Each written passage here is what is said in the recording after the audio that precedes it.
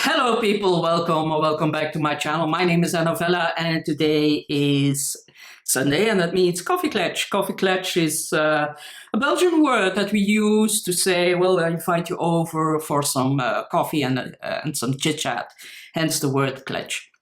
Now, I just tried 2 times or 3 times to do a live stream, but my equipment crashed.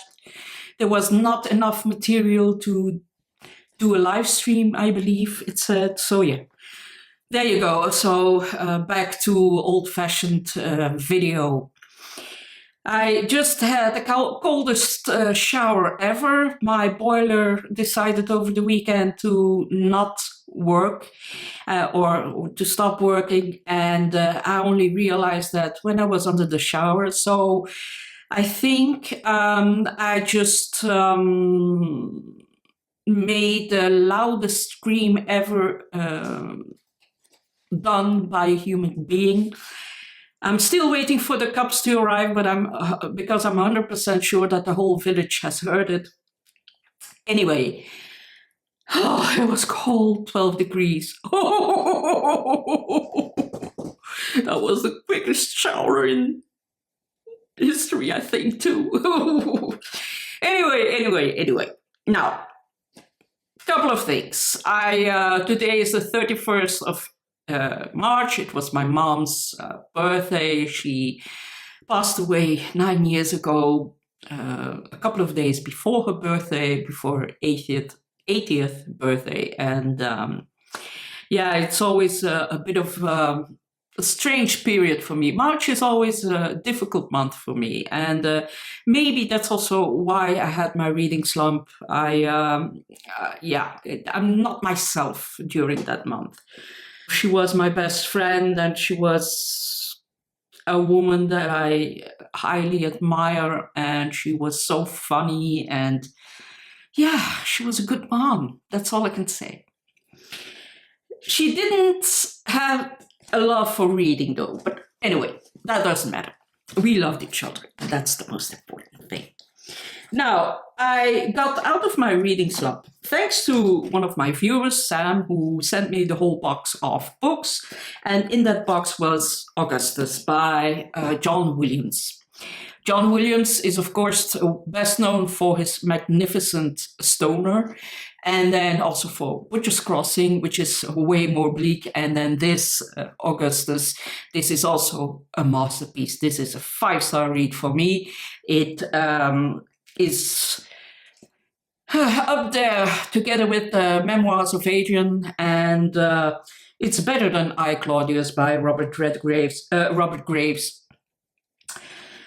This is a story told in epistolary form, so only letters, and the letters are not written, except for one by Augustus. It is written by his family, his sister, his daughters, and all people around him, his fellow politicians, and the likes. So this is very interesting. This is a book in 3 parts. So the first part talks about Marcus. Well, it starts with the death of Augustus' father or adoptive father, and so he learns that he is now king or ruler of the Roman Empire together with Marcus Antonius. Marcus Antonius was a bit cocky, and he thought that he was better than Augustus. And so he didn't think it was necessary to stay in Rome. So he went to Egypt to marry the wife, the love of his life, Cleopatra. In the live stream, I said Elizabeth Taylor because I couldn't come up. Elizabeth Taylor. But anyway, she did a wonderful performance back in the day. So he stayed there, and Augustus was so good in his work and in his craft that he is still talked about 2,000 years later. He really started the Roman Empire the way it was, and it talks about, so that's the first part, and the second part, I believe, is his daughter or his sister. I forgot. But anyway, it's a woman, and she is married 3 or 4 times, I believe, forced to marry for political reasons. One of her husbands was Tiberius. That wasn't a very happy marriage. He was not a very nice man to her, and that talks about that. And then in the third part, it's his long letter where he talks about his life and his reign. And it is a very fragile and a very sensitive letter where he reflects about the things that he's done, the decisions he's made, sometimes the mistakes he made. And it's all in all a really, really beautiful book. I highly recommend it. The prose is, as always, very well written, very well balanced. It is absolutely stunning. 5 stars for me. Thank you, Sam, for the book. Then I also read Abyss by Pilar Quitana. This is my Dutch version. So this is a story about Claudia. Claudia, she lives with her parents in I think so, yeah. In an apartment with a lot of plants, and after a while those plants feel like they're closing in on her. And the more and more she talks about those plants, the more and more you realize that her past was not so great, that her childhood was not so great. And it's behaviors that she sees that after a while she finds normal, but also creates enormous anxiety. So that's it's a good book. It's not the best book, but it's a good book nevertheless. Then I also read Chris Whitaker yesterday. He wrote We Begin at the End or something. I really like that one. And this one was called Tall Oaks. This is also a Dutch library book. I don't have any funds to buy new books, so I don't have any funds to buy anything. This is the story of a little town, Tall Oaks, and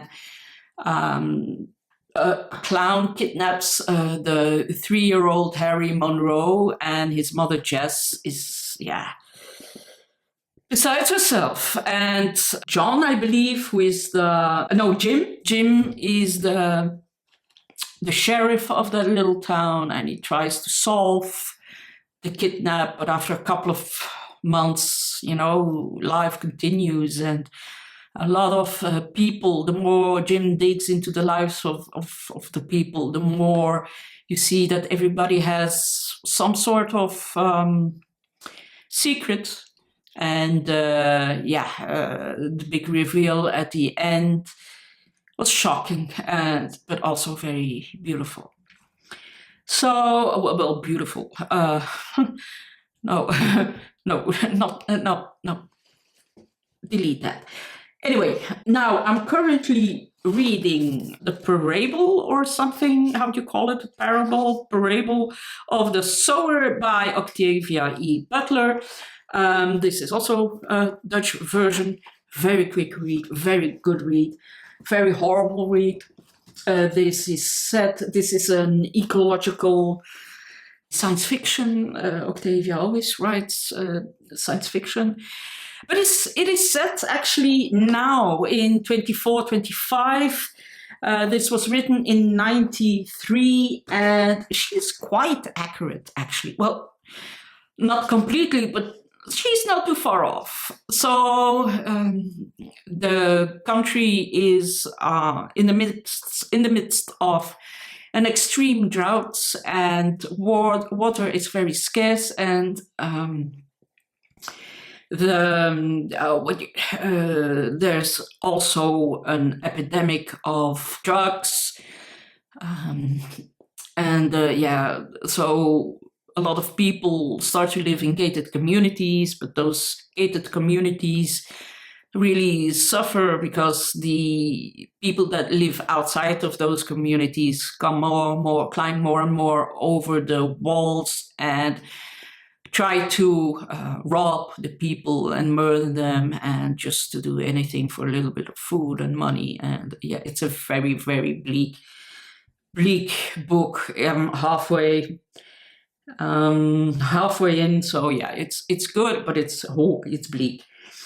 Now, that was that, and I will start tomorrow with Classics and Company. Les Misérables by Victor Hugo. Now, you have to realize that this book was written some 150 years ago in Brussels, so our capital of my country. And it's the first time in 2022 or 21, I believe, it was the first time that it was entirely translated into Dutch. The first time after 150 years. So they took their bloody time. So I hope this is a very, very good translation. It has 1,200 pages, I think, 1,400. And apparently it's a very good translation of Les Misérables. So I'm really looking forward to be reading that with Classics and Company. I think we will have a great time. We had a wonderful time reading Middlemarch by George Eliot. That will end today, but you can always sign up in our Discord and have a little chat, and it's really fun to be part of the people and talk about this book. It's really nice. Now, I have some remarks on the International Booker. So 13 books have been selected. 6 of them have read already. I read 5 of them before the nomination was announced. Wait, I'm going to look up the books. So I read What I'd Rather Not Think About by Jente Postuma. Jente Postuma is a Dutch author, so it's not Jenti, but it's Jente. Jente Postuma.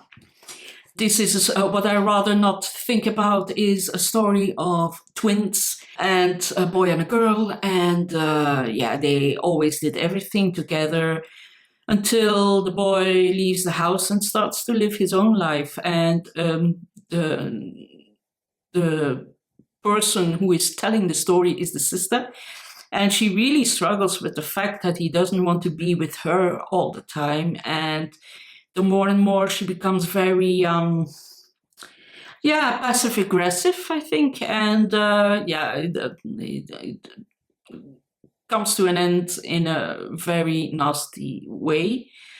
So it's a beautiful book, but it's not a book. It's well written, and it's not a book you'll regret that you read it, that you spent your time with it. But I don't think it is International Booker worthy.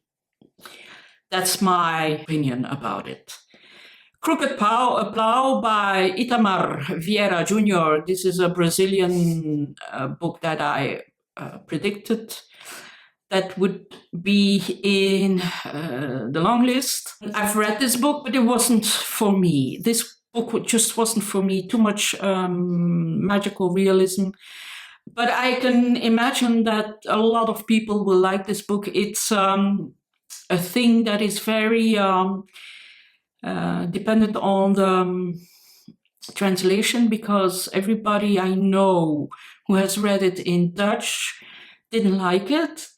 And that's not normal. And then other people who have read it in English really loved it. So yeah, it's a question of translation this time, I think. But it just wasn't my tone of voice. I really didn't like the tone of voice. But I can imagine that this was a very interesting and important story for the people in Brazil. And I also had the feeling that I didn't know enough about the culture and the history of Brazil to fully grasp the story. Then I also read The House on Via Jamito by Domenico Starnone. For me, very possible book. Not bad, not great. Just a 4-star read, I believe. I gave it 3.5, 4 stars. So it's about a man who has a normal job, but he really wants to be a painter, and he has a family to maintain, so he has to keep his job. And the more and more he resents the fact that he has to provide for his family and not be a painter, an artist, and have an artist life. Then I also read A Dictator Calls by Ismael Kadare. I read this a 1.5 years ago, I believe. I really liked the idea, but I didn't liked the execution very much. And then during the week that the International Booker was announced, I was reading Kairos by Jenny Erpenbeck. This is the story of Hans, I believe. He's in his 50s. He's a successful author, and he meets a girl who is 21, 22 maybe, and they meet each other in 1986, just before the Wende, East Germany, and the story is told with the Wende, so the fall of the Berlin Wall as a backdrop, and the times after that, and so yeah, they madly fall in love, and then she realizes that he will never leave his wife, and yeah, she starts dating on the side, because yeah, he doesn't really choose for me, and then he becomes more and more passive aggressive towards her. He tries to control her using Gestapo techniques. I really liked the writing at the beginning. The first third, I was blown away by the writing, and then it all started to disintegrate for me. I was less and less invested in the people, in the protagonists, and I DNF'd it at 60%. So yeah, no. So that's what I'm now currently reading Gabriela Wiener's Undiscovered. I believe this is a book from Venezuela, I believe, or yeah, Venezuela. I'm not sure what to think of this one either. What I realized quickly, that the jury of the International Booker aren't very fond of reading. I think they picked books, a couple of books that they knew that were good authors, and like Hwang Sok-yong and Andrei Kurkov, Selva Almada, and Domenico Starnone, for instance. Jenny Erpenbeck is also. Ismael Kadare has been mentioned a couple of times. He's from Albania, to become nominated for the Nobel Prize. So yeah, they took some very, very safe choices, all very thin books too, and yeah, I have the impression that they were like, whatever, I don't really feel like reading.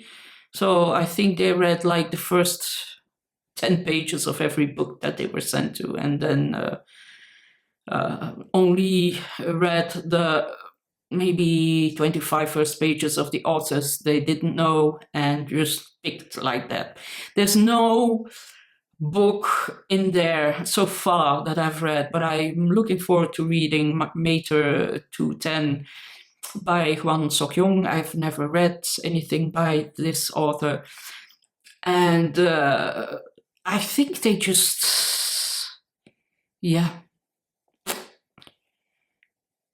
didn't feel like reading a lot. And especially, they weren't like interested in books that made you think about stuff and that were like Boulder or books like Is Mother Dead, where you have subjects that make you reflect about mother-daughter relationships, about becoming a parent, about responsibilities in a relationship, making choices for your partner just to please them that are very important. Those books aren't here. And I find that I really want to read on Not a River by Selva Almada. And White Nights I'm not going to read because, Mater 210 I will try to read if I can find it. Lost on Me I will try to read. But the books that I've read, so that's 50% almost of what was selected. I was not. Oh yeah, the details. I read the details by Genberg also. It's been like 13, 14 months since I've read this. I liked it. I remember it's a very feverish book, but it wasn't memorable. I can't really tell. If I recall, it's about a woman who has a fever and she thinks about stuff from her past, choices she made and lovers she chose, but not really. No, I'm really, really disappointed in this year's International Booker. There, I've said it. This was not a good year. This is not a good year. Point final. No, there are books that are way, way more interesting and will spark a debate than what we have here now. So, I think everybody took one favorite or two favorites and then one on top of that or something, but this is not a well balanced selection. I have the impression that 23 and 24 has much more promise when it comes to translated literature. It misses the point this year. It misses the point of discovering interesting literature from all over the world. This is just random. Very random. So that's it. Thank you for my coffee clutch. I'm sorry for all the hiccups we had, or I had with the live stream. So this is a little video to replace that. It's financially really, really, really tough now. I don't know what I will do next month. I have no idea. I really have no idea. I have so many invoices to pay, and not that I spent a lot, but this is ridiculous. So and I have to buy a new boiler, so there you go. Thank you for watching. I hope to see you soon and talk to you later. Bye-bye.